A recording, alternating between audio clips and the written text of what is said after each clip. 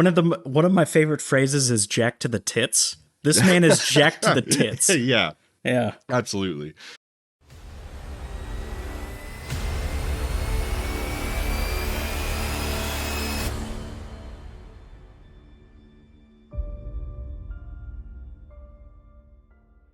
Welcome back to the Great American Movie Review, where we review great Hong Kong movies, which, I mean, maybe it's Hong Kong / American in this case, very unique scenario for the filmmaking, but that is because, well, starting off, I'm Mikiah. My name is Kyle. And I'm already on You an totally unhinged messed start. that up. This is an unhinged start. We're just going to keep rolling, though. I'm keeping it in. Yeah, absolutely. That's because this is Enter the Dragon that we're talking about, the 1973 film. For those who don't know, this is a Movie of the Week style podcast where we take turns picking films and we have a casual discussion about their context and their quality. So yeah, like I said, this was my pick for this week, and I picked the 1973 Bruce Lee Enter the Dragon. You can also, if you prefer us in audio formats, we are podcasts, so you can find us on Spotify and Apple Podcasts, if you prefer us in that capacity. Also, Shameless plug. Shameless plug. I'm just going to put that at the beginning of every episode now, though, so that way people know that exists. Because if it's at the end, nobody watches this. So You do you, man. But also wanted to say I have been a little under the weather. So one, it's been a few days since I've watched this film, and two, I didn't really have the energy to put in as much effort into like the research this time around. But just figured I'd throw that out ahead of time. Meanwhile, on this side of the pond, I'm feeling great, so feel envious. That's great, Kyle. Yeah, honestly, yeah, good for you. Yeah, good for me. Yeah. But this is Enter the Dragon. It's a very famous film. However, it's still a 1970s film, which means that a lot of people nowadays still may not have seen it despite its success. But it is a movie about a character, Lee. It's basically Bruce Lee just playing himself. As is common in Bruce Lee things. This is actually the first Bruce Lee film that I've seen. I've seen a few episodes of The Green Hornet. I've seen some random other like things with him, but this is the first like actual full movie that I've sat down to watch for him, which is crazy because it's just been a blind spot on my whole like film history that I've been needing to fill. And I didn't realize that this was his last film because he died shortly after. Technically, yes. The rest of his movies used archival footage or just what he was working on, because he was working on Game of Death when he died. Yeah. And this came out a few months after he died, or a few months after he died was the premiere of Enter the Dragon. So. Yeah, he got to see the completed film. Right. So the film was finished shooting and finished post-production before he died. So he's got to shoot some other stuff that came out after his death, but not a lot. And as I said, they mostly just used archival footage for the ones after succeeding this film. Yeah, for sure. And so, but this film, it has a classic Kung Fu film setup, honestly. There's some secret island, and Bruce Lee's character has to go to that island to compete in some tournament and also uncover a scandal going on behind the scenes. This kind of out James Bond movies. Yeah. There's a lot of Kung Fu movies that use this exact kind of premise.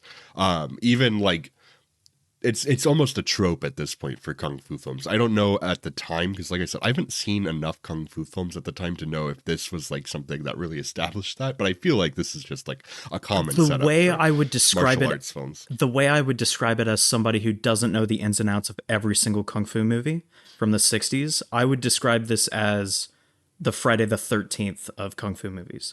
It kind of perfected the tropes. It didn't start it, and it didn't like... It didn't really innovate all that much, even though Bruce Lee as a whole, as an actor and as a person, innovated quite a bit. But I'd say this movie specifically definitely just perfected those tropes. Yeah, I think that's a good way to put it here.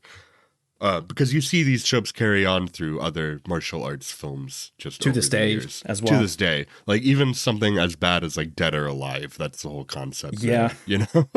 Yeah. But yeah, so the film itself, the film was a cultural touchstone, being the first Hollywood-Hong Kong co-production. It was also the last film Lee made, like we already said, before his death and right as his popularity was booming at the same time. So, because he had Green Hornet in the 60s, which was a show that only had one season, but still got him kind of on the map. And then he had a handful of other Hong Kong kung fu films. He's actually born in the U.S., moved to Hong Kong, or he's lived a lot of his life in Hong Kong though, and then he came back to the U.S. But then he went back to Hong Kong to make films because he felt like he could capitalize more on that space, which he was absolutely right about. So his popularity was absolutely booming. But then he died, unfortunately. Do you know what he died of? So it's speculated he died of a cerebral edema, which is basically just swelling of the head, which is a symptom, not exactly a cause for a disease. So he technically died from that. He did take a few, basically aspirin, but with a few more drugs concocted in as well. That is directly on the autopsy and a little bit afterwards. That was the theory of why he died, was a concoction of several, like, what we would consider prescription drugs. So it was like they call it like a death by misadventure, where it's a voluntary taking of drugs that have a notable risk, and it was accidental. That's what they would consider it. What I think actually happened, reading of what I've read from like specialists, especially kidney specialists.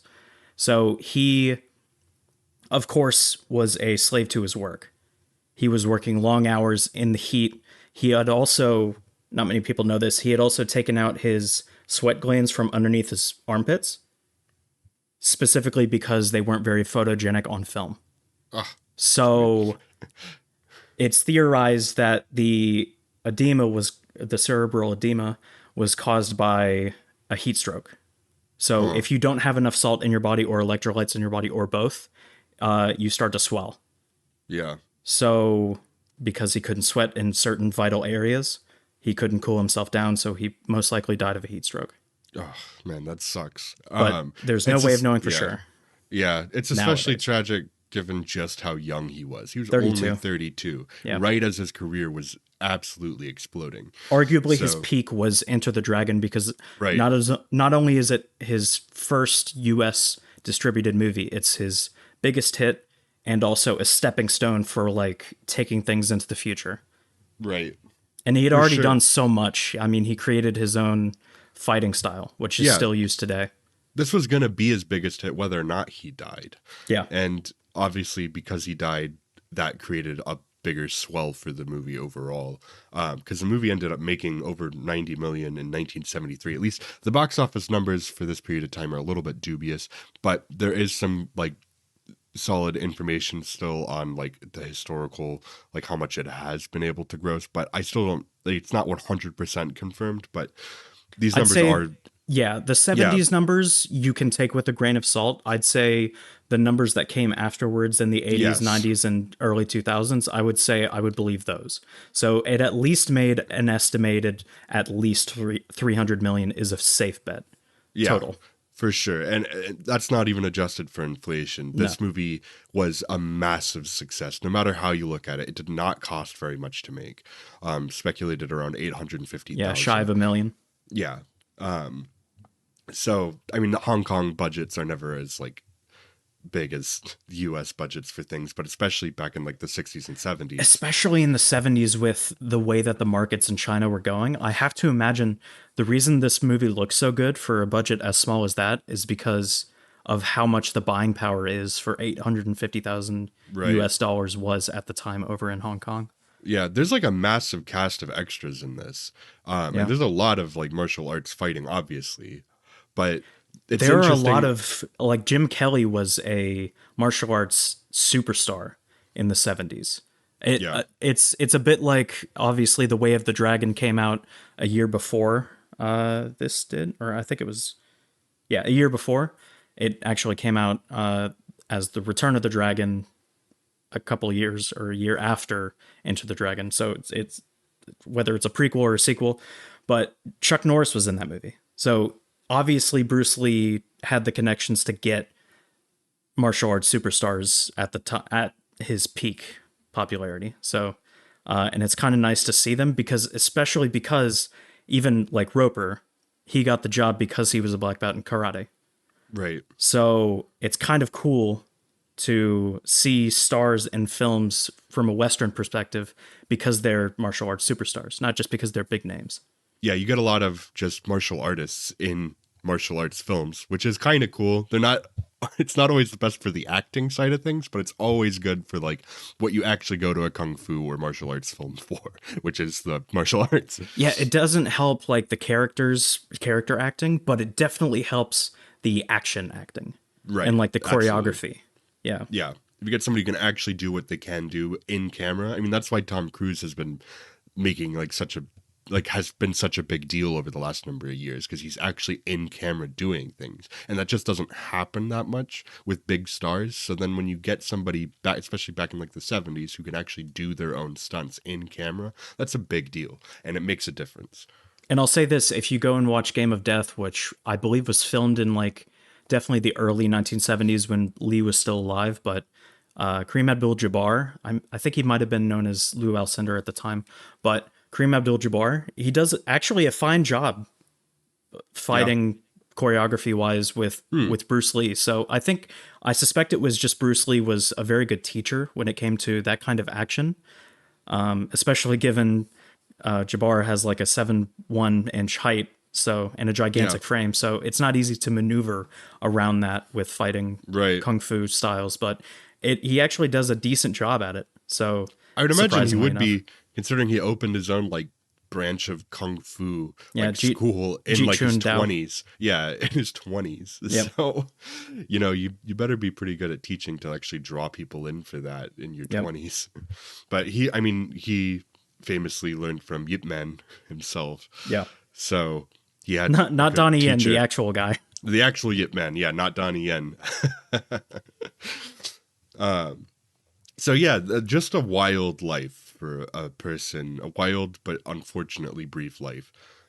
And because yeah, he was born in the U.S. to parents who were opera singers, and while they were in the U.S. or they worked in the opera, I don't know specifically, but either way, it's just kind of crazy. Like he's just lived all over, and he did a lot in He his also had the short life. coolest like Chinese name that they'll call him by. Li Xiaolong is Oh yeah, the little dragon, which is a fantastic nickname, that is a fantastic isn't it? nickname. Yeah, yeah, but that's this. So yeah, like I said, this is the first time I've actually watched one of his films in like a complete capacity. What did you think of it? I had a blast. I mean, I'm already prone to like this kind of stuff. I like the kung fu films that I have seen, however few of them It's I pretty have seen. pulpy. It's pulpy, but I'm, you know me, if you've been listening to this show, you know that if it's pulpy, I'm probably there for it. So yeah, I dug this a lot. It definitely has some of those things that I don't always love, specifically in Hong Kong films and just some other foreign markets. The way that, oh, excuse me, I just burped. Yeah, The I way know. that We heard it. You don't have to explain what you did. in other foreign markets, including Hong Kong, the way that they do audio is they do not record any audio on site. Post production dubbing. It's all post production dubbing. We talked about that actually a little bit with Network, another 70s film, because he specifically didn't want to do that because he feels American actors are not good at doing that because they're not used to it. That's not the practice in the US. Yeah. Never was. So yeah, it has a little bit of that, but honestly, as far as like dubbing goes in a kung fu film, because this is all English language for anybody who doesn't know, that's the Hollywood production kind of angle in here too. Is that English language? This is apparently the second time that Lee used his English speaking voice Yeah, in a film. Marlowe was his first in, I believe, 1969, but that Yeah, he wasn't the focus of that movie, and it was a no, U.S. made film. So right, right. So, but he does dub his own voice, which I saw Rumble in the Bronx recently, the Jackie Chan film from '95, yeah. which such a fun movie. The dubbing in that movie is awful, and that movie came out like 20 years after Oh, this. you Over didn't see 20 him years. as Who Am I and Who Am I? I think that was like 99, No, I did not 98. see that one. Yeah. But yeah, the dubbing in that film for the most part is pretty bad. Yeah. Which is just kind of the case a lot of the times. I was actually really impressed by the dubbing in this film. It's really well done. Yeah. And I, it's sus- I and suspect especially being in English language and filmed in Hong Kong with so many Chinese actors and everything. Like, I think it's just Lee dope. had a step up when it came to other Hong Kong actors. Like Yeah. Jackie Chan, to this day, speaks pretty broken English. It's not a knock on him. It's just the truth. Yeah. But of course, Lee growing up in America and being very Americanized, but also having his Hong Kong roots, he would know how to like maneuver both paths.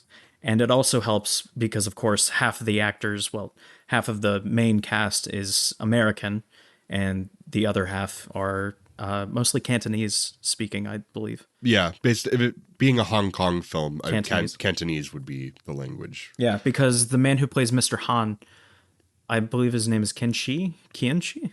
Kenshi. I don't think he spoke a lick of English. So he Mm. was basically just doing his best, making the mouth motions that the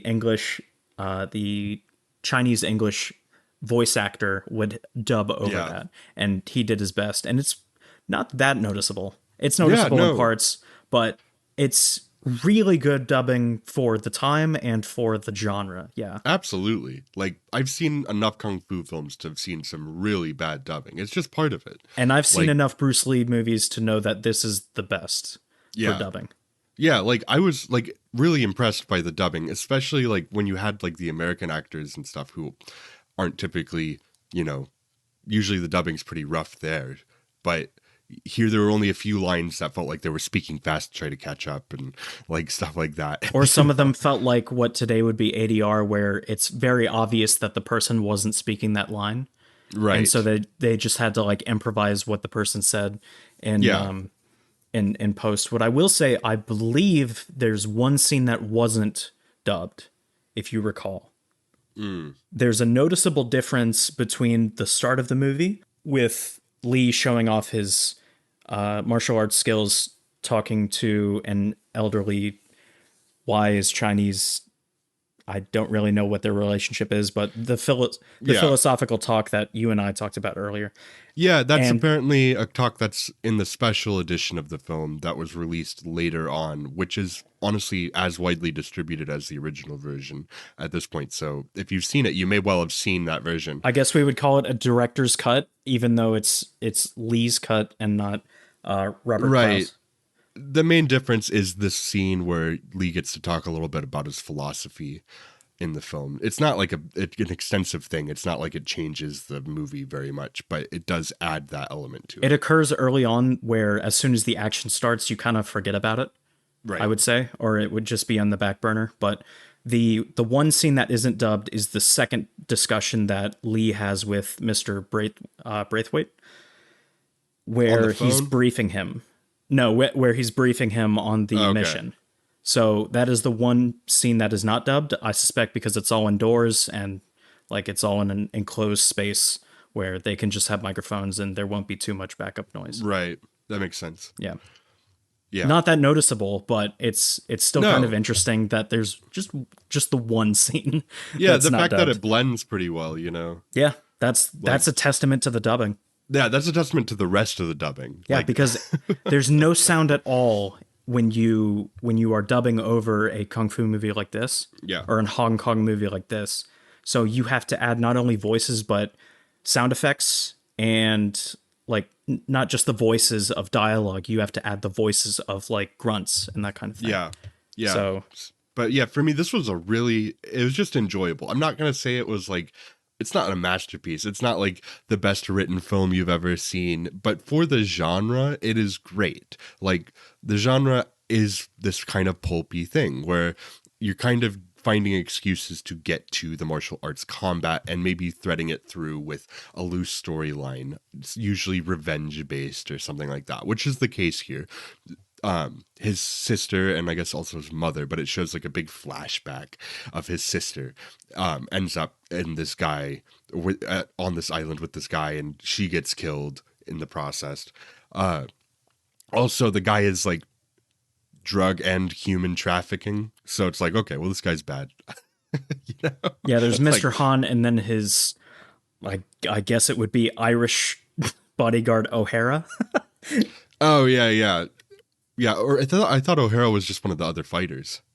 No, O'Hara was his bodyguard because he's the Oh one with the okay. scar on his face. Oh no. That's how Oh you know wait. he's henchman number one. Yes. O'Hara. Yeah, that guy. O'Hara's that guy. There's the No, you're other. thinking of Bolo. The Scottish guy. The Scottish guy on the boat or whatever, wherever he's from. I don't know where he's Scottish from. guy on the boat. No, what's the guy? Maybe he's not Scottish either. Maybe he's just American, but talked weird. Foreign American, I will say. Maybe. Oh, is that Roper? No, the guy that no, he's I know like, who- I I'm not know gonna. exactly who you're I'll talking fight you about. without fighting. Parsons. And they puts him on the boat. I think he's Yeah. from New Zealand. Okay, I didn't like. It's been a few days. I was sick when I watched it, so Yeah, no, I think that's like, Parsons. He's I'm giving yeah, myself a little slack. Yep. He's described as the arrogant New Zealand martial artist who is invited to Hans Island. Yeah, that Yeah. sounds like him. Yeah, because there's Roper who is playing golf and is running away from the mob. There's Yeah. Williams who is Jim Kelly's character who is about to be arrested by LA police for no reason at all. So he Probably because he's runs black from in the 70s. exactly. He has so an he afro. so he runs from yeah he does. He runs from the police and goes to Hong Kong, and then there's Lee. What I like about the opening act is it's like three very contained stories, like flashbacks almost, that three different reasons to go to the island, but they're all there Yeah. for like the singular purpose. Yeah. I do like that you get backstories to those two characters as well. It kind of creates like these are the three characters that you're following. It's not just Lee the whole time. Yeah. And it is funny though when you're like looking and then you get like the classic water ripple like flashback effect. And you get all of Nice Roper's dissolve. backstory. Yeah, you get all of Roper's backstory, and then it like cuts over to Williams, and I'm like, "Are you gonna get a flashback for him too?" And then it does the ripple thing, and I'm like, "Yep." Yeah. It just kind of clumsily throws in those like backstories just to give it to you, but like I like that. I still like that we got those, even though it's There's like, effort in it. The execution isn't as like succinct or smooth as you want it to be. no. But it's effort. Right. They're like, we're going to actually try to have these be actual characters here. Yeah. So, and those were the three characters that you're mostly following. And I like those three characters, throughout the film. They're all very So- distinct. Yeah, they're all very distinct. Unfortunately, as is common, especially for the time, but still even through today, Williams, the black man, does not make it to the end of the film. So So, this is where I bring up Roper's agent. John Saxon was the actor for it, and like I said, he was a martial artist himself, so that's how he got that job. But he was actually the one slated to be dipped into the acid, and Williams was supposed to be the Roper character who survives. But John Saxon's agent didn't like that even a little bit, so he lobbied to swap the characters' endings. interesting. Isn't that lovely? That is, I mean, retroactively, it would have been kind of cool to have the black guy live to the end of the movie in this case, rather than be basically murdered and then hung for display. I will say, Williams's character does get some pretty good lines. Oh, In absolutely. the character that he does have, when the henchmen are like about to seize him when he's in Mr. Han's office, I guess it would be. He says, "Man, you're straight out of a comic book." Yeah, and he also gets. He's talking to him. Han is talking to Williams about like being prepared for defeat, and he's Yeah. like, "I don't prepare for defeat. When it comes, I'm gonna be too busy looking good or something like that." I forgot the exact line, but yeah. I mean, I he don't says know, something man. like that. He's got the afro, and yet he's somehow wearing headphones. Takes them off. There's not even an imprint on that afro. His hair looks good, man. It does. I mean, yeah, absolutely. No, I like him a lot. Like he doesn't rat out Lee for doing anything either. Like he sees him clearly at night. Like he's like he calls him a fly or something. But I Yeah. forgot once again. It's been a few days and I was sick, so I forgot the line. But and he doesn't rat him out when Han confronts him in that scene. He instead takes it, and ultimately that leads to his death. If he had just ratted him out, he probably wouldn't have died. No. So good for him. He's still a good character, and Yep. I liked that character. And like you said, he has a lot of great lines in the film. It's one of those things. This may be too deep for a movie like this, but it's kind of that thing. I'd rather die on my feet than live on my knees. He got a good character, but he died. But he got a good character out of it. So. Right, absolutely. Yeah. And I think that they also characterize Roper in some interesting ways. Like you get the scene where Han's confronting him with the cat and the guillotine, you know? Yep. And he's like pushing to find his limit and everything, to see if he can use him as like an American expansion for his opium trade, which he doesn't go for because he's like, I have my limits. He kind of plays along because he knows he's stuck in like right. He's gonna die if he doesn't play along even a little bit. But then like he takes his shot when the opportunity opens itself to defeat all the henchmen with Lee. Right. Yeah, I really was surprised when he actually beat Bolo, which, speaking of Bolo, the most buff man in all of Asia, I swear. Dude is beefed. Dude is jacked. Dude is absolutely beefed. And this isn't the first time I've seen him. He's in a lot of martial arts films. No, he made a he whole can basically, career I swear, off of being this jacked. I've been to Asia. Guy. People don't bodybuild over there. No one bodybuilds over there. Everyone's thinner than everyone else somehow. So, like, being the only bodybuilder in Asia, you can have any role you want in any action movie you want. So, good for him. He's the most unique man in all of Asia. That's more just his appearance, honestly, probably is why he had a career. No, yeah. To the extent that he did. He's in like over 100 films. I would believe he might be in almost 200 films. So one of my favorite phrases is jacked to the tits. This man is jacked to the tits. Yeah. Yeah. Absolutely.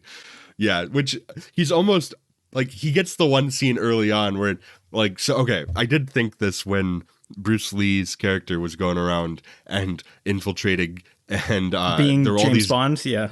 Yeah, there are all these guards walking around and I was like, okay, there's a haunted house. This is a weird tangent, but this ties in. There's a haunted house in Cleveland, and I'm sure this is true for everywhere that has haunted houses, but there's only one in Cleveland, and a lot of like high school and college like theater kids will work at this haunted house during the brief season that it's open. And so that's just, I felt like, are these just like a bunch of like high school and college kids who just needed some extra work, and so they're working on this island for this martial arts guy? Because they don't seem to know what they're doing very much. They're just kind of like wandering around. Yeah, they don't kind of fit in, nor are they very technically savvy. Like if you, and they all look very young. Focus whenever you see any of like one of the main fights where there's more than like two people fighting. Just focus on one individual random henchman. They are fighting quite terribly. Yeah, for sure. It's awful to look at, but it's hilarious. It's a bit he's like just that. like he's like the one, like this guy's like walking around with nunchucks. He looks like he's never held nunchucks in his life. You know? Like no, that is henchman designed to give Bruce Lee nunchucks in the end. That is the right.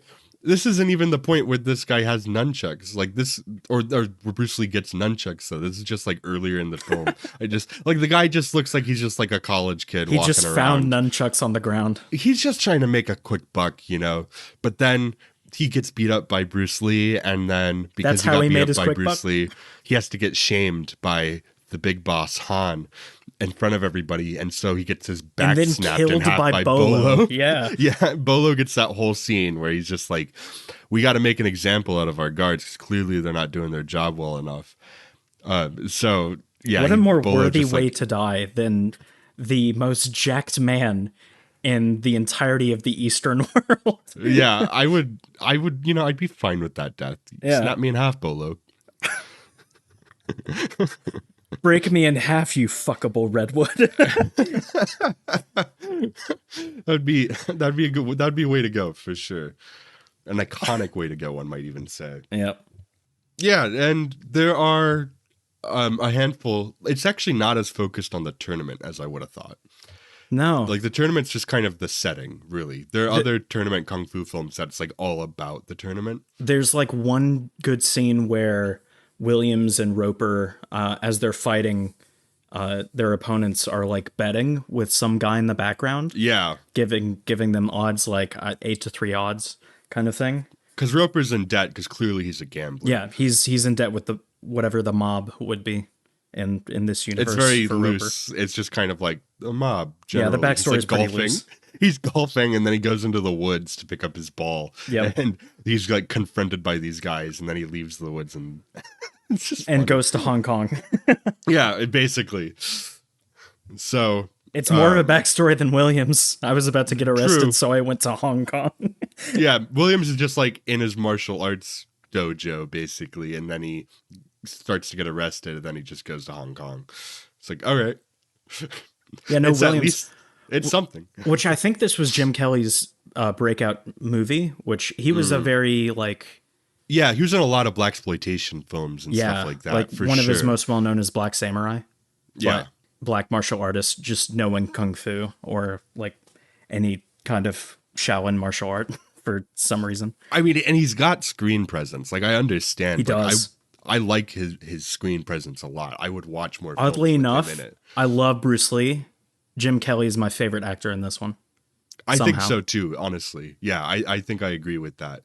Because like Bruce Lee he's playing a variation of himself, obviously. Yeah. And it's still a fun character, but his character is kind of the stock hero character here. So it's Yeah, he doesn't really have any faults, does he? no, he's literally perfect, even in his fighting, like it's not until he's fighting the big boss that even like takes a lick. So And it's as if like it doesn't slow him down a bit. It just shows something I wanted to bring up was the immediate makeup changes for when a person gets hit. You'll immediately yeah. see like bruises, or when Mr. Han slashes with his prosthetic hand at yeah, or even when O'Hara gets sliced in the eye early to right. you see that he has like a scar, and then you get the backstory for how he got a scar. Yeah. Which, again, one of the reasons I like that Bruce Lee only gets people who know martial arts, like the opening, like cinematic, like black and white film of O'Hara, like taking 2x4s to the chest and Oh, arm, yeah. like those being real. Right, absolutely. I just love that. But yeah, you get like I think you get 3 tournament fights that you actually get to see, one from each of like your 3 characters that we've been talking about. Yes. You get the one with Williams takes on Some random guy. random guy, Roper but he takes gets- on some random yeah. guy, and then Lee takes on O'Hara. yeah, Roper takes on the guy, and that's when you get like the gambling thing going on in the background. But it feels And like he then- was hustling him. Yeah, So he was taking hits. He was taking hits what felt like on purpose. He was trying to seem overconfident, and then he took out his opponent in like one shot. Right, after he actually stepped up. Yeah. So they all had their own way of being like badasses. Lee's way of being a badass was literally just like not getting touched once. Yeah. And O'Hara gets like, dude gets messed up. Yeah. Because he's like, there's the point where he like is jumping and like Lee like does this roll and puts his foot up and O'Hara just lands his balls first on Lee's foot. And I'm like, oh. I think O'Hara tries to grab Bruce Lee, and then Bruce Lee does like a backflip and kicks him in midair, which is just so cool. That's just such a cool move to do. Yeah. No, there's a lot of cool moves. Especially like, with no stunt doubles and with no like Yeah. no like strings or anything to like help you do a backflip. That was just Yeah. you. That Lee O'Hara fight was definitely just to show off Bruce Lee's moves. I'm fine with Like, it. I'm fine with it too. I'm like, you got cool moves. I'm cool with that. So I like mean- what you're putting down. Lee has this reputation where he would like offer to challenge people basically, or like accept people's challenges against him. There's an extra apparently on this movie that challenged him to see if he was actually as good. And I think there were several actually. yeah, and Lee also put up just a general statement of like, if anybody can stop my fist from hitting them, basically, Yeah. then I'll give you like some amount of money. And it's reported that he never actually ended up giving anybody any money.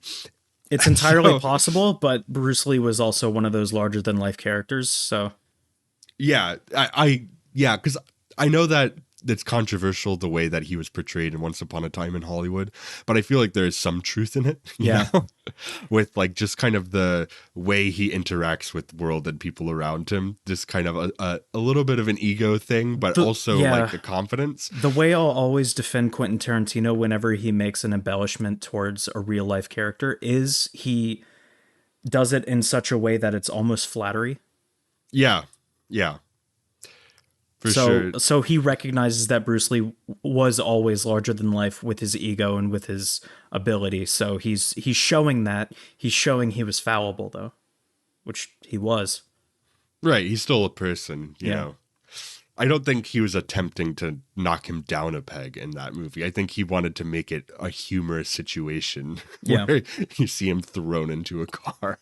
He also said Tarantino says in an interview, or basically whenever he's asked on this, he says if his daughter says something to me, I'll say I'm sorry because that's his daughter. But for everyone else, suck it up.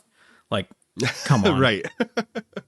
Yeah, I mean, he definitely has this persona, and in the movie, he plays into that. Like I said, that fight scene with O'Hara literally is just him showing off moves, and I'm completely okay with that. Because even when he's fighting, like later on in the film, just or I even think about there's this scene where he finds the snake. And he uses the snake while he's infiltrating the place to like scare off the guards. And he's like acting as cool as can be. Yeah. He's like completely unfazed by anything in the movie. Again, he's doing like, James fighting Bond people better against. than James Bond, which He's doing James Bond if James Bond was just like casual and cool, you know.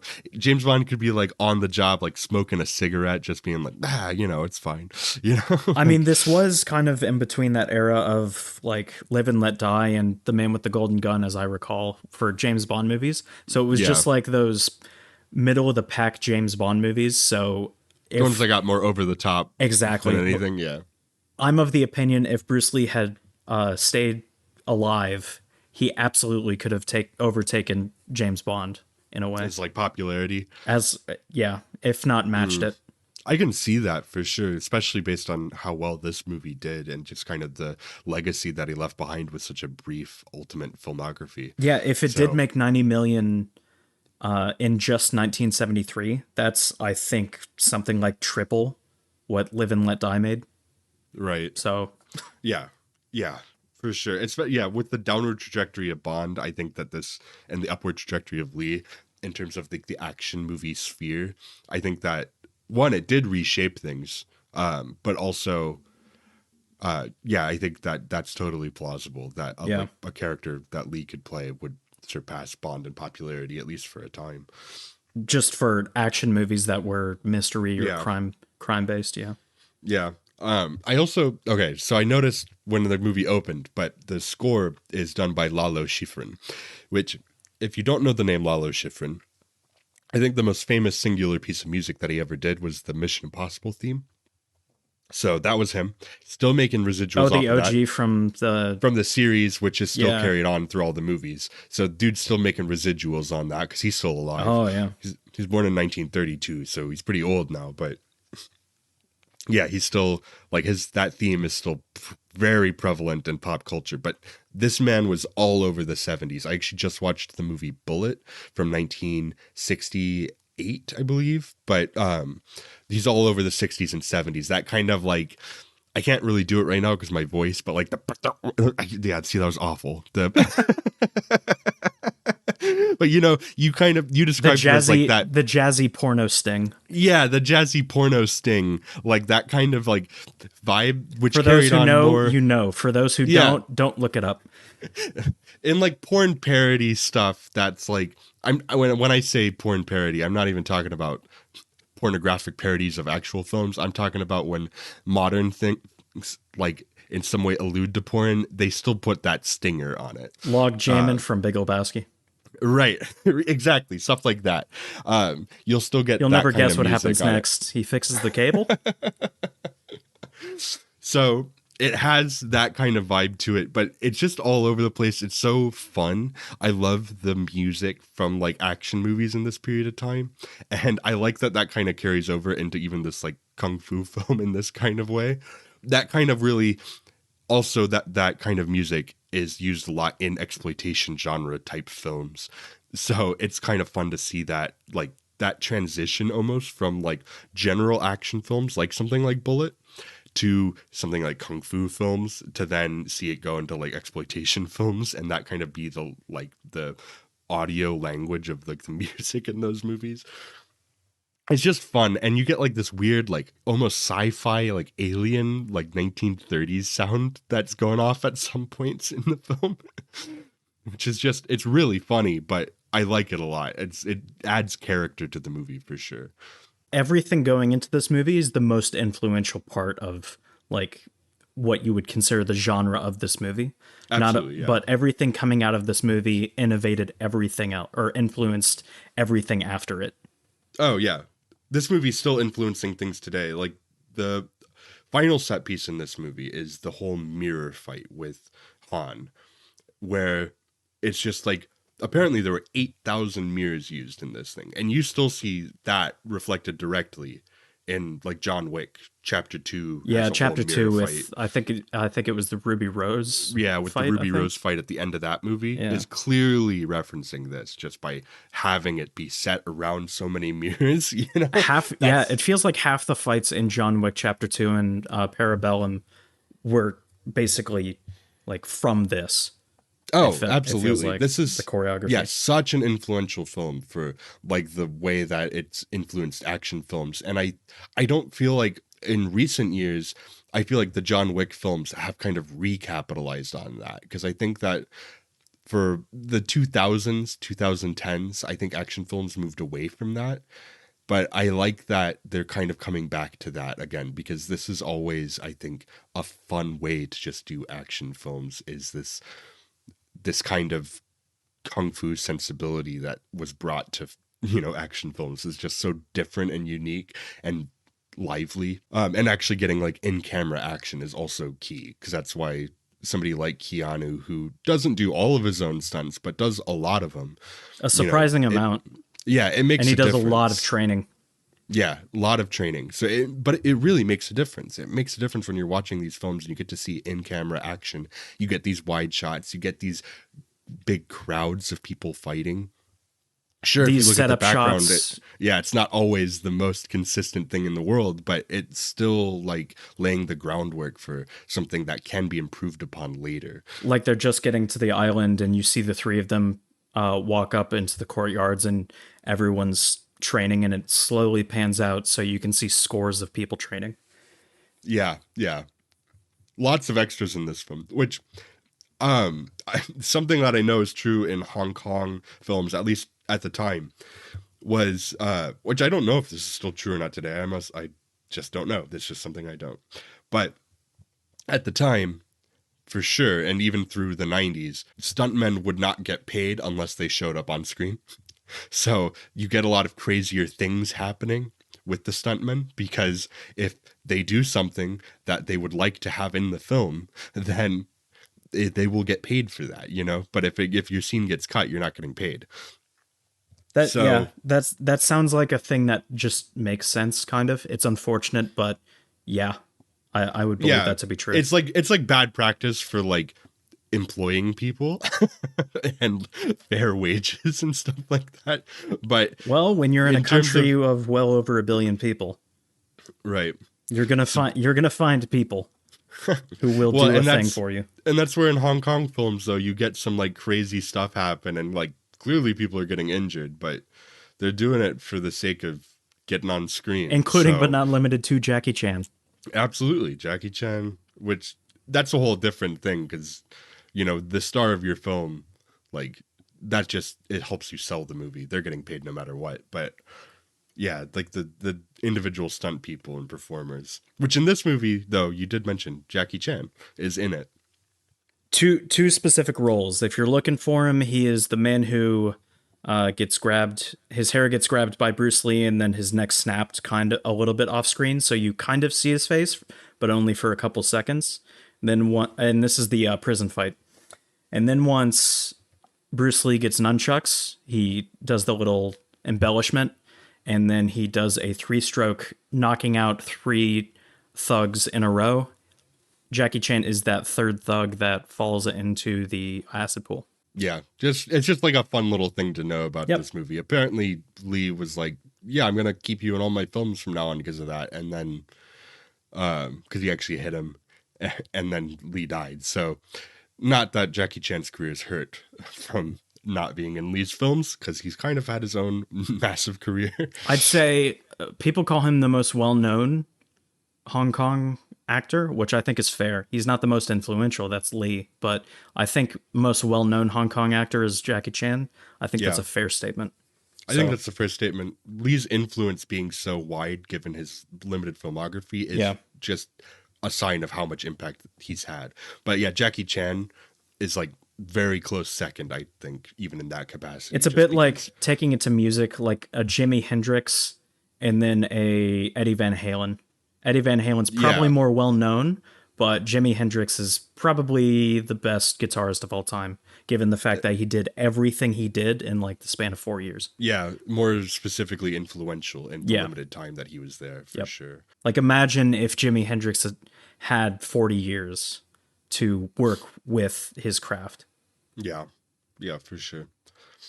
This movie, I will say, it does fall prey to some 70s things, and by that I mean there's stuff here that's a little bit, there's some sexist stuff here, but also just in terms of the presentation of female characters in this, there's some just like sexualization You and also stuff have to going remember on. the culture. Not everything is going to be 2020s America. Right, absolutely. No, I'm not trying to, I'm not even like docking the movie for that necessarily. Honestly, I found it more humorous than anything, because there's nothing like specifically, I would like, you would say today, quote unquote, problematic. There's It's nothing sex work. It's specifically the like world's oldest that. profession, Right, like there's literally sex, there's like trafficking going on in this movie as part of it. And including high there's school boys that don't know how to do kung fu. yeah, and Han has like a harem basically on this island that he offers to all the combatants. Yep. And so it's the thing that gets me, and what got me cracking up was some of the way that they frame certain shots. Like there's the one shot of like the woman just kind of laying on her side on the bed, and it's just like her boob is just like out. It's just funny. Like, I don't know. To me, that's just funny. Back in the day, people are probably watching that like, ooh, it's sexy, that's hot. Look, it's a boob. But it really is just funny. Like, I'm like, the person's really laying in what looks like an uncomfortable position to get this very specifically framed, like, silhouette of their Hey person. man, that was Bruce Lee's vision. Yeah, yeah, I guess. And by that This I is mean he actually saw her do that. this is directed by Robert Klaus, I think is how you say his name, but he's a guy, he worked a lot in the 70s. I assume he's not So French and it's not Clause. I have no idea, but I don't He's know a not lot French. about him. He's not French.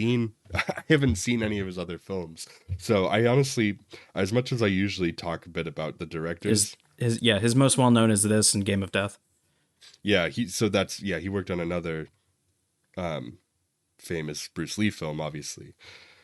But yeah, I don't know a lot about him, and outside of his Lee stuff, he did like The Ultimate Warrior and some other like martial arts themed films throughout the 70s and even into the 90s. But yeah, I've just not seen a lot of what he's done, and that's probably just because I haven't seen a lot of martial arts films. But yeah, I mean, it's a well directed film. Uh, All things considered, I'd say yeah. But I don't think the direction here is what's like making or breaking the movie. I really do think it's the actual people on screen Yeah, that are this doing a lot. is the action oriented movie. Right, for sure. And it's not like the director heavy action oriented movie either. It's not like even something, okay, so I brought up Bullet, a film from around the same era. That film, the story is whatever, but the direction in that film is what makes it. Like that movie is a film absolutely made by its direction, and it's an action film, or at least, for the time, action looked so much different back then. Like you're not getting scene after scene and after scene of like action stuff happening. You're not getting big explosions all the time, but you're gonna get like a really prolonged intense car chase. Like that's the kind of thing that you're gonna get mixed with a bunch of just procedural drama and thriller aspects. Yeah, I've seen Dukes So of Hazzard. What's your point? So it's just kind of, but that to me is like a director heavy action film. This one doesn't feel director heavy. It definitely feels more focused on the performers and making sure that they are photographed well and the shots are, in camera. Yeah, I agree. I think honestly, it feels like the rest of Bruce Lee's movies that he was heavy-handed on or directed or wrote himself. It felt like Klaus could have just been like the cinematographer, basically. And then Bruce Lee could have done the rest of the direction and also writing through action, pretty much. Yeah, because Lee choreographed the film too. The whole So thing. the like a And lot he of the directed direction the is just opening action sequence. yeah. So, Yeah, a lot of the direction is just capturing the choreography yeah. effectively. Not once again, not to say that Klaus does a bad job. He doesn't. He does a good job at doing what he's supposed to do in this film. It's just what he's asked to do here. I don't think is as demanding as other action films or even certain like modern action films. Like we brought up John Wick. Like Yeah, those John Wick is films. pretty heavy-handed when it comes to direction. Yeah, it's very heavy on the direction. It's equally. Oh, my voice. Ah, you've gotten Louis Armstrong on me.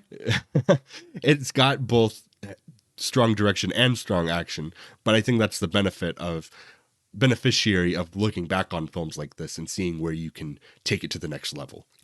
But for its time especially, this is such a strong action film that I don't really dock it for the direction not necessarily being as flashy as it could be. Yeah. But yeah, anything else you want to talk about with like the main film before we move on to scoring? No, I'm good.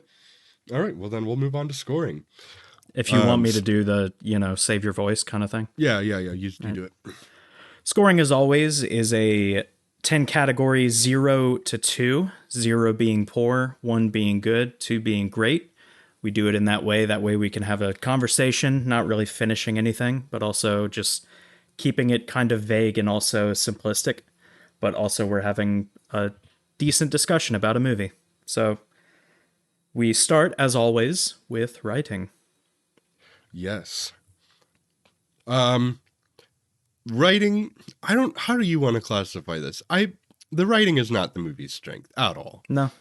No, the writing's a 0, but I do think that it has some nice, like, I don't know I don't know where I was going with that. I think the dialogue is definitely hurt because of the language barriers between Cantonese and between English. Obviously, somehow the English dialogue does a lot better, I suspect, because, Bruce Lee.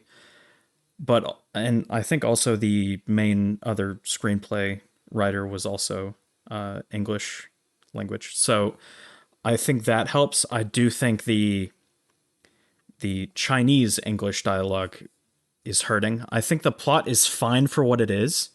I think it's notably better than some James Bond movies of the time. True. And definitely better than a lot of kung fu movies of the time before or after. I think if you take into account its time, like being in the 70s and genre, this is pretty good for writing, Yeah, this came out around the same time as Texas Chainsaw, one that we've already covered. And I think the plot structure and dialogue is around the same quality. I don't think we gave Texas Chainsaw a 2. There are some, we didn't give we did give it a 1 because it's doing something so specific. This is a little bit broader, I think, than Texas Chainsaw even, but I do think that its specificity, maybe it does earn. There are some lines here that are memorable too, like in a kind of a almost corny way sometimes, but in a way that I do think adds to it. Everything that comes out of Jim Kelly's mouth, I love. Yeah, absolutely. And is absolutely perfect. Roper even has some good lines. He does. When he sees the woman on the shore, he's like, that's a woman like that could teach you a lot about yourself. Yeah, he does have when they turn the corner in the prison and he sees the liquid opium. He does have the ironically funniest line in the whole movie, but maybe it's the way it's dubbed. He goes, "Opium, uh-oh," to Mr. Han. Yeah, I think that's dubbing for sure. Yeah, I think easily that could just be acted better as opium, kind of thing. You don't have to make it like that cartoonish. Like cheeky. Yeah, or you could just make it as a serious kind of thing. Like he's figuring out kind of the nefarious schemes that are happening on this island. But I don't think that's a problem with necessarily with the dialogue, maybe more so with the acting, but yeah, there are a couple of lines that are written to be weird, or not to be weird, For but sure. are weird. I don't think it's great writing. I am going to fight for a 1 here. I think a one is fair, actually, talking about it a little bit more. I think in the broad scheme of like, if you're watching this film after watching something that's truly like a great, like the writing is truly great, you're going to be like, what the heck? Yeah. But if you're watching this movie understanding what it is, I think this movie does perfectly well. The way our exactly what scoring it's doing. system works as well, good has a wide range Right. of quality going for it. Like, it's one hand, and the broad scheme of all writing, is this good? No. It, for the movie that the movie was trying to be, For the time period, yeah, for the time period, for the yeah. writers on hand, for the languages that it's trying to do, yeah. This is perfectly fine. For what it is, for what it's trying to be, what it's going for, it works. It does add to it, I think. Yeah, writing. if it was writing for kung fu movies, probably a 2. But Yeah. taking into account all movies, just a 1. Yeah, absolutely. World building, I would building. say, is I'm between a 0 and a 1, but only because the story itself, world building wise, doesn't really go into the world building itself. Han's Island is pretty mysterious until the plot needs it to be less mysterious, but it's still pretty mysterious. I mean, the world outside of Hong Kong is super small to the point where it's just a golf course and a street in LA. Right. So we don't really get a world. We get the characters in the world. I feel like the world building, it kind of, the island itself, I think, is well characterized enough, although there's still some like questionable elements about it. And the intro Streets of Hong Kong is actual Hong Kong with actual people in Hong Kong. So that's an easy way to get a better world, is to just document the world and pass it off as fiction. Yeah, I guess. Yeah, I'm kind of with you between a 0 and a 1.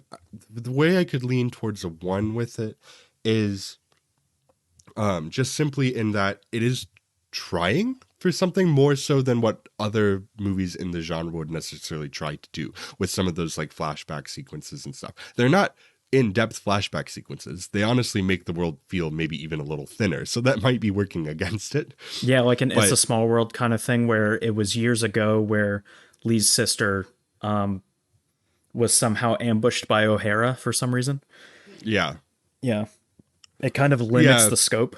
But it does give background to both O'Hara and Lee's characters. I think that flashback is pretty important to the movie. I think the ones for Roper to the plot of the movie, yeah. Williams, those ones, they add to those characters and making those characters feel a little bit more defined.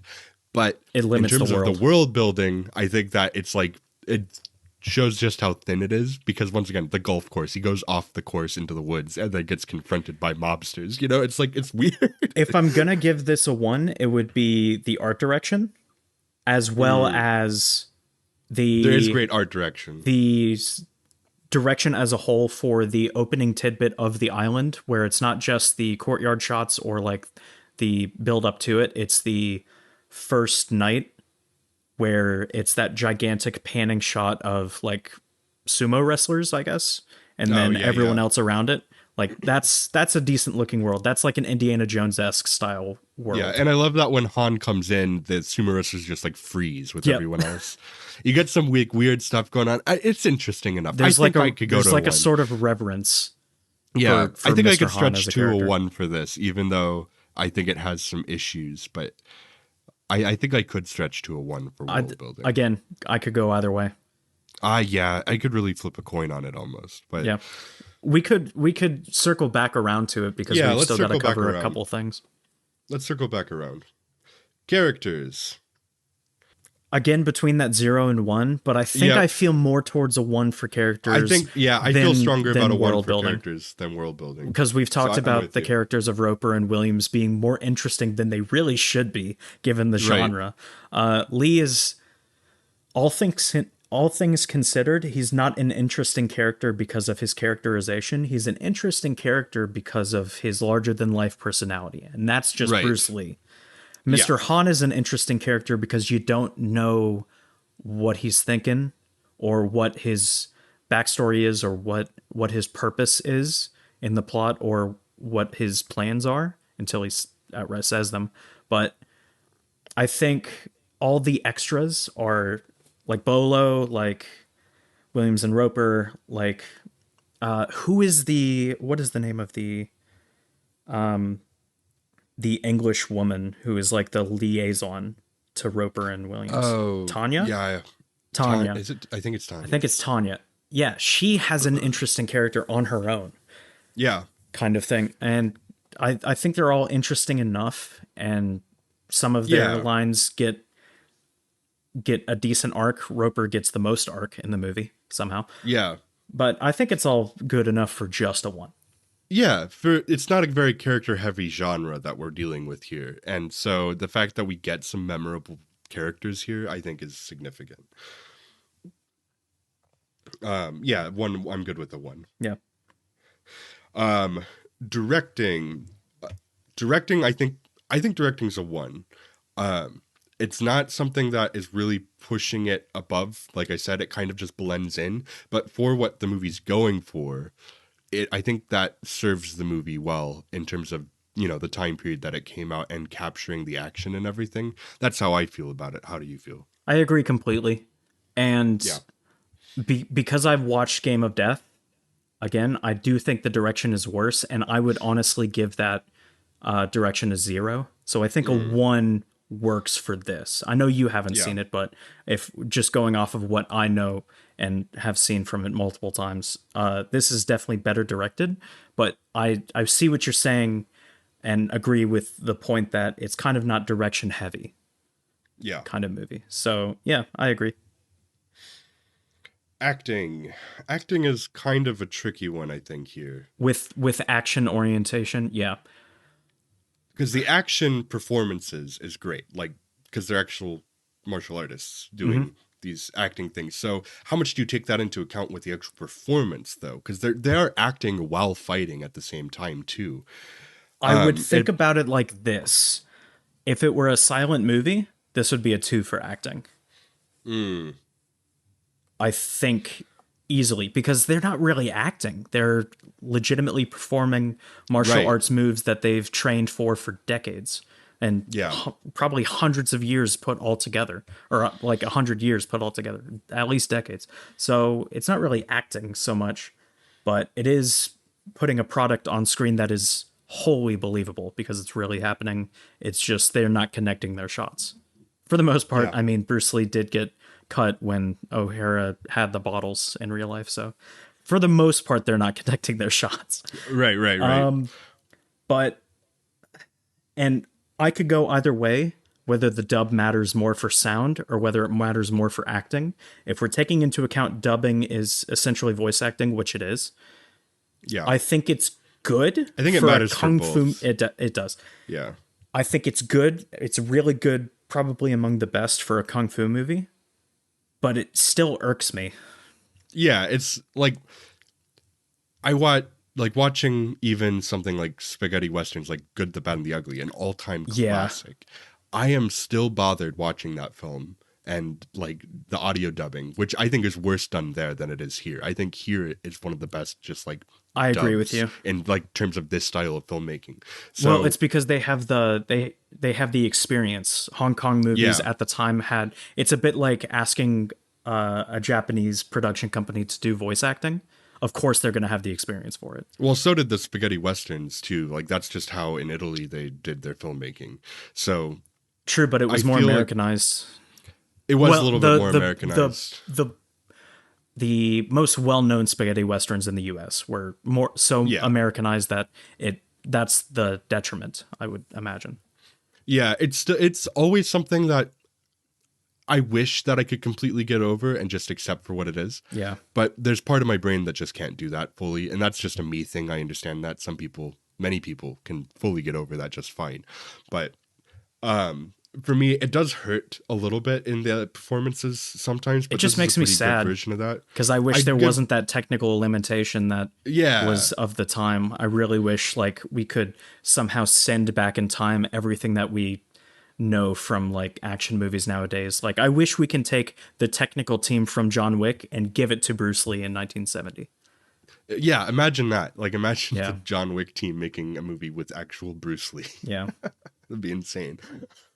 But yeah, I think the acting is a one for stuff that you said. I think that like the actual physical performances of the people are good. Some of the dubbing and stuff does create a lot of limitations to what the performances can be. And does hurt at times, but I do think that the physical performances are still I really strong need to enough. get a text tone that just is opium. Uh-oh. Uh-oh. Yeah. Yeah.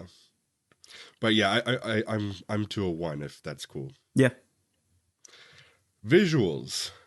I'm actually thinking visuals is a two. I think they do a good job with the visual language of the film itself, the presentation of everything, and there's just a lot of iconic images in here. Yeah. You get like the silhouetted shot of when he's killing Williams. Yeah. Don't forget the side boob from the lady in an The side comfortable boob position. from the lady, of course, could not forget about the side boob from the lady. It's tasteful side boob. I will not be using that screenshot in the edit. Probably for the best. Yeah. But then you also have the iconic mirror fight from the end, which is just some crazy visuals, just like with layers of mirrors. And like, I don't even know how they captured that I necessarily. like the ending shot of Mr. Han on the spear and the revolving doors just revolving, showing him every like 2 seconds. Yeah, there's some really good shot. Yeah, it's a Hong Kong selection. film, and the type of film stock that they're using is just different. It's grainier. They're not going for like accentuated beauty in the same way that a lot of other films will go for in terms of their visual presentation. That's just not as much like the focus on in Hong Kong films that I've seen, at least. So Something I would compare it to would be, you know, the Jet Li movie Hero from like 2003? yeah, Yeah, that one would be like perfect idealization of visual, not to a detriment, but perfect idealization of colors and sets and everything like that. And that honestly probably is a two for visuals.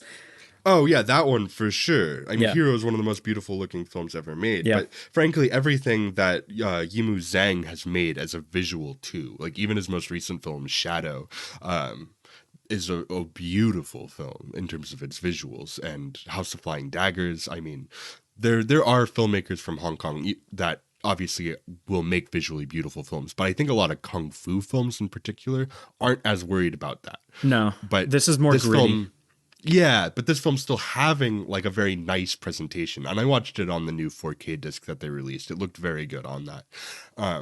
But yeah, it still has that like kind of that coarse grain and other stuff, just like in the visual elements where they're not really trying to accentuate everything. They're really just once again presenting it as it is. It still has a lot of great visuals in it. So I don't know. I'm kind of like on a light two with it.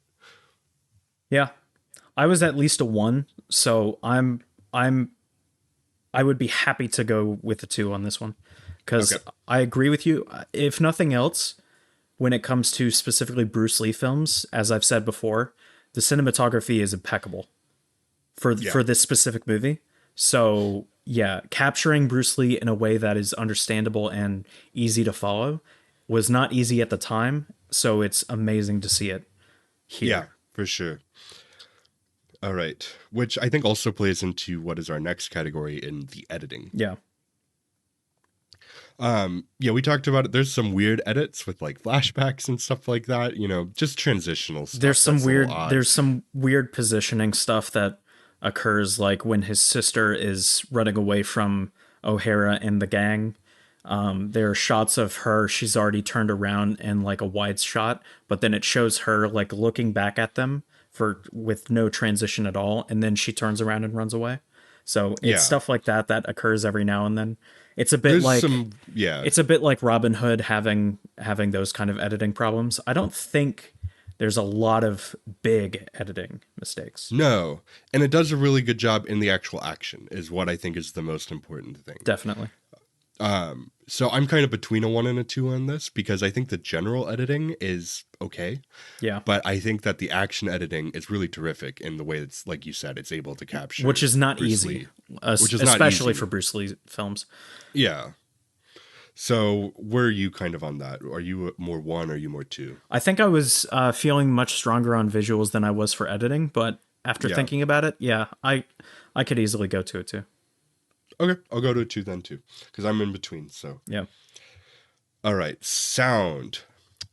I think sound is a 1 because I think what they were able to do, and like I said, this is one of the best audio dubs I've seen for a movie that's filmed in this kind of way, which I think still hurts the movie. It's I still don't love that. dubbing is still a detriment, or it's still a disadvantage going into post production.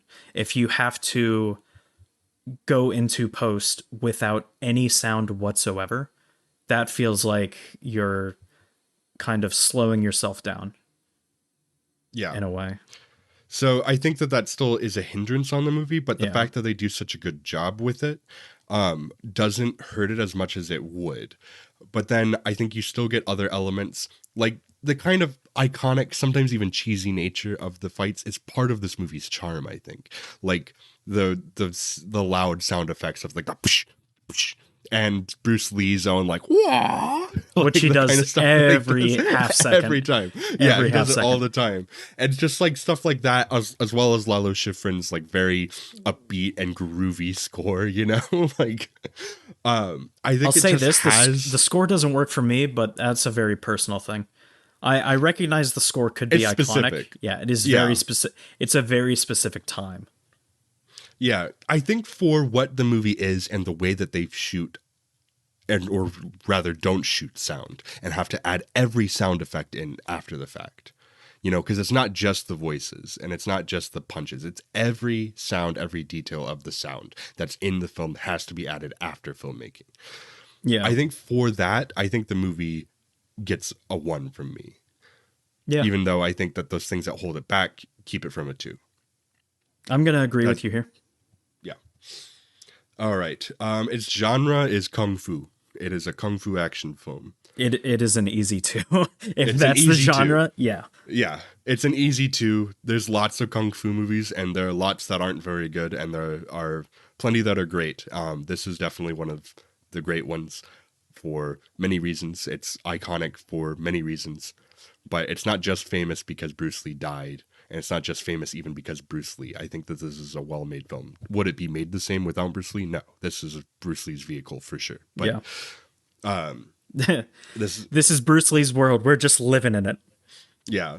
It's a really, as far as like kung fu movies go, it hits the tropes, but it's not like a Friday the 13th that we talked about when it comes to slashers, where I think Friday the 13th is something that hits all of the tropes and even defines them by presenting them in the way that they do. Reinforces them, I'd say. Yeah, even like reinforces it to a degree that it's like, this is now, we understand that these are the tropes and this is what we're working with.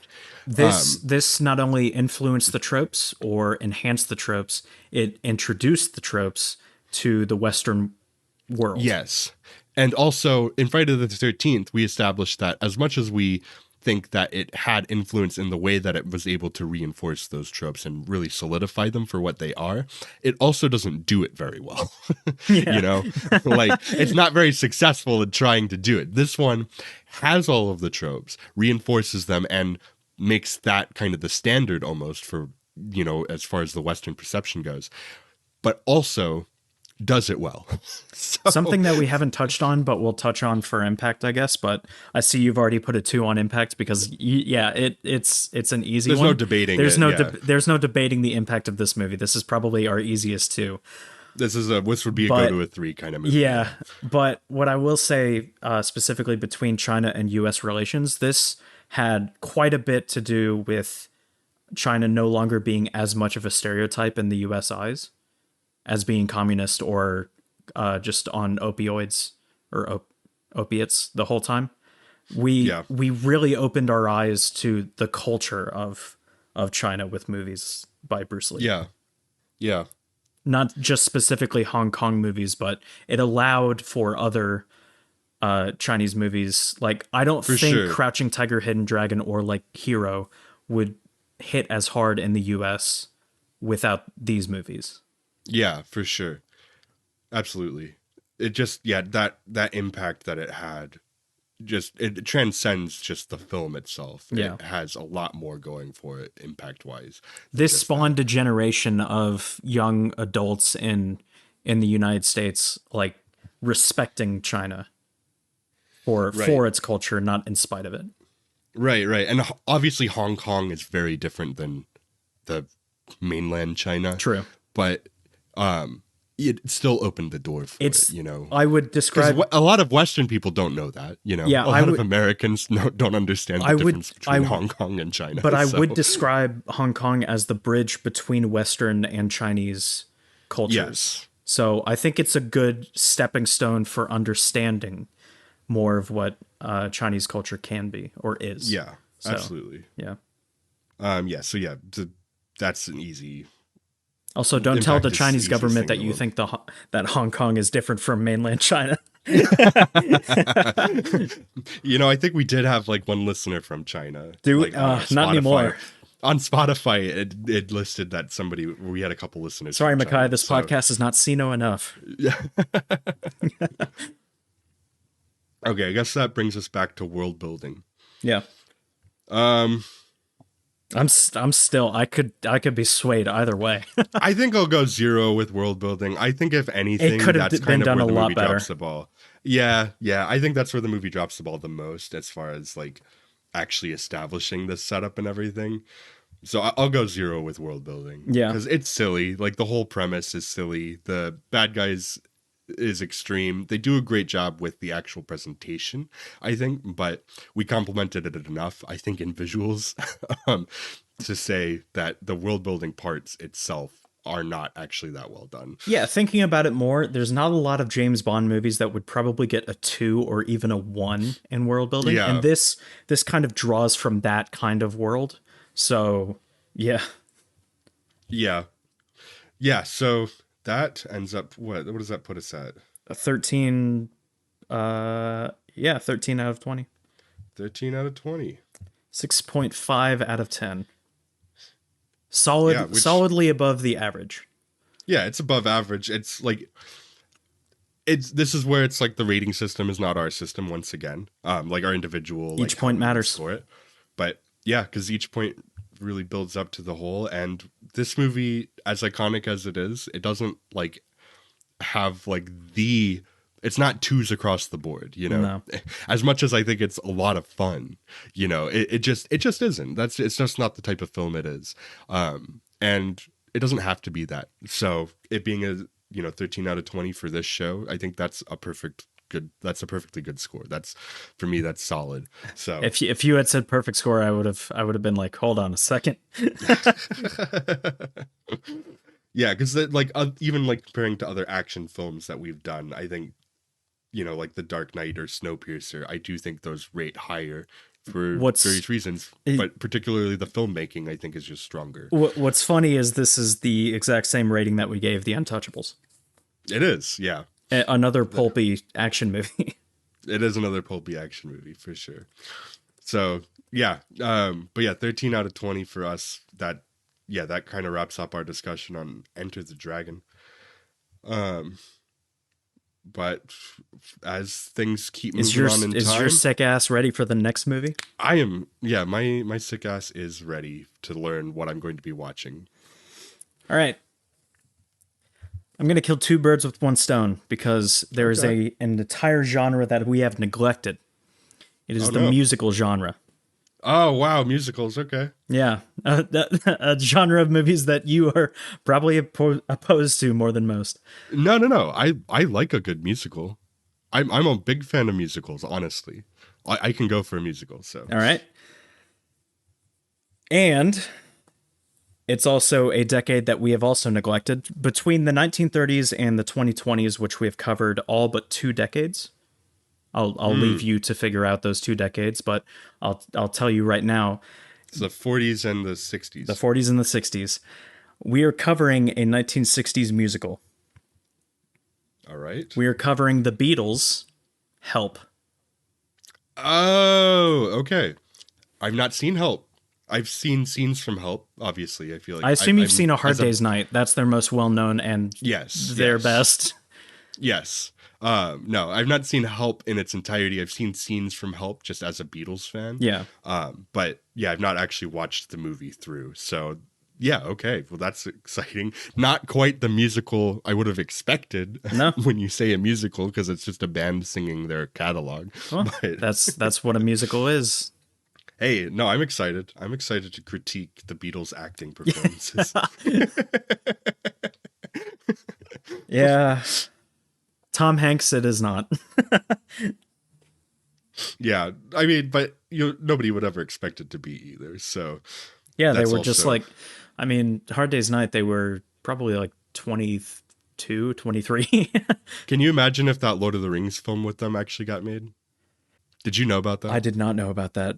Yeah, Why do I want to see that immediately? There's a Lord of the Rings film that they were trying to make with the Beatles in the 60s.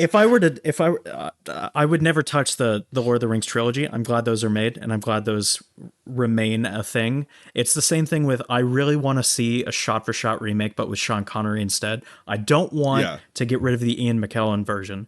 I just No. want to see what Sean Connery would do. Right. I just want to know. Like, I just I want have be to able know Yeah. the potential. No, this was, I think, the closest that they Wait, were actually they the got to Hobbits? making. Because I could see that. Yes, I think that Which they're- one I is think what- Fatty Bulger? I think one of them was supposed to be playing Gollum, though. Oh, that's which definitely is- Ringo. I think it was Ringo, but that's like, I think I might be wrong on these facts, but I think that this is the closest that That's they not- got to actually making a live action Lord of the Rings before. That's Peter either Jackson's Ringo films. or John, because John was a little bit of a goober. Yeah. But yeah, I guess either way, that does it for this week on Great American Movie Review. We will see you next week for the Beatles film Help. And yeah, my name is Mikiah once again. Find us on social media. Not Kyle, though. My He's name's not Kyle, on by the way. social media. Yeah, Kyle's not on social media. But you can find me on social media. You can find the show on social media at Gamer Podcast, Letterboxd, and Instagram. This outro is getting a little long-winded, so we'll see you at the movies. Bye.